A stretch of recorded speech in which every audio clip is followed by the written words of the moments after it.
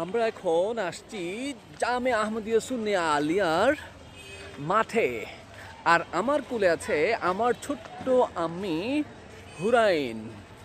আপনারা জানলে অবাক হবেন যে এই হুরাইন, তার বয়স যখন মাত্র 7 মাস ছিল তখন সে গাউসিয়া কমিটি বাংলাদেশ মহিলা শাখার সদস্য হয়ে গেছে। হুরাইন হুরাইন দেখেন না, দেখেন এদিকে, দেখেন দেখেন দেখেন দেখেন, এই তো গৌসিয়া কমিটির সবচেয়ে কনিষ্ঠতম সদস্য হলো আমার হুরাইন, হুরাম্মা। গাউসিয়া কমিটি মহিলা বিভাগের সবচেয়ে কনিষ্ঠ সদস্য। Seriously I am not joking. আমি সত্যি বলছি যে বাংলাদেশ মহিলা গাউসিয়া কমিটির সবচেয়ে কনিষ্ঠতম সদস্য হচ্ছে এই হুরাইন।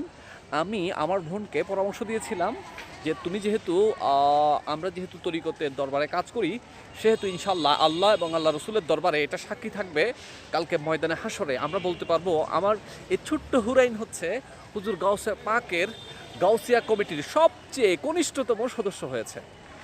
আল্লাহ তাকে দ্বীন ইসলামের খেদমতের জন্য কবুল করুন। ঠিক আছে।